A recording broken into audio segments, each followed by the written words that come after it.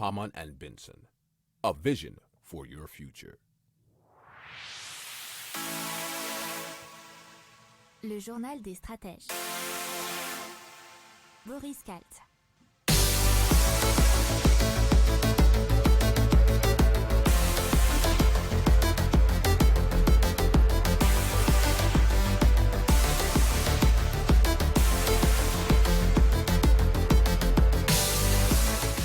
Bonjour à tous et bienvenue dans le journal des stratèges consacré à la tech française et plus particulièrement à 4 entreprises qui étaient présentes cette année au CES de Las Vegas. Alors le CES, c'est le Consumer Electronics Show qui a lieu chaque année à Las Vegas, à part bien sûr l'an dernier, vous imaginez bien, avec la pandémie, c'était un peu différent.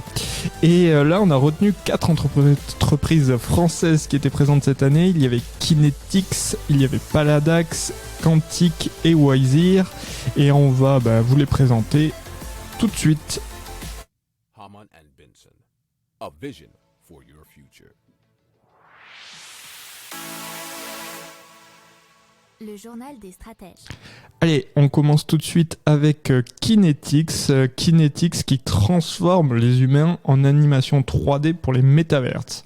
Alors c'est une technologie bien sûr française qui a été développée par Kinetix et qui est capable du coup d'intégrer sans aucune compétence requise dans les métavers existants, les personnages en 3D, notamment dans Roblox, Sandbox ou Minecraft.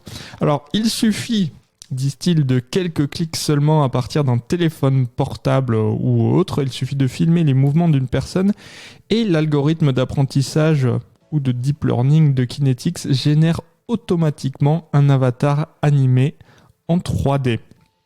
Alors ça, c'était dans un article de presseagence.fr. Alors c'est une solution unique sur le marché. C'est l'une des seules startups au monde à pouvoir réaliser une telle prouesse. Ils ont déjà, disent-ils, 7000 utilisateurs. Hamann and Benson, a vision for your future. Le journal des stratèges. On continue avec Paladax et son caisson valise Umbra pour empêcher l'espionnage via les objets connectés.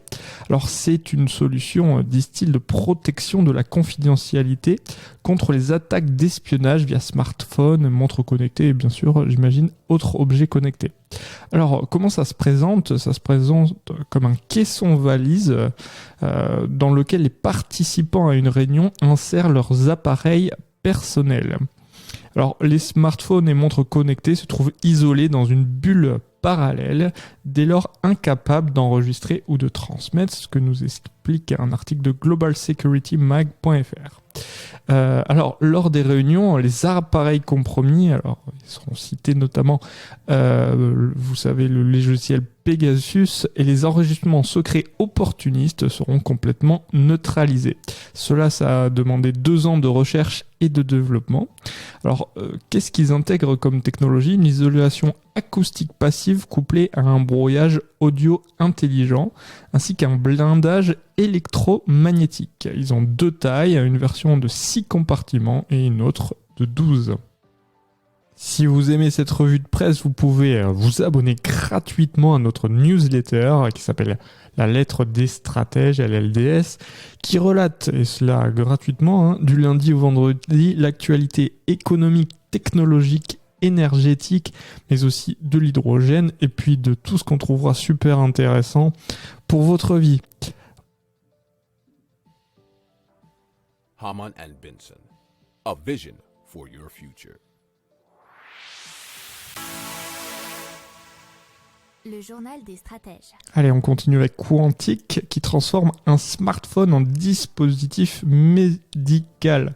Alors, ils ont mis au point une technologie qui s'appelle Cobox qui permet de mesurer les constantes via n'importe quel capteur photo de smartphone.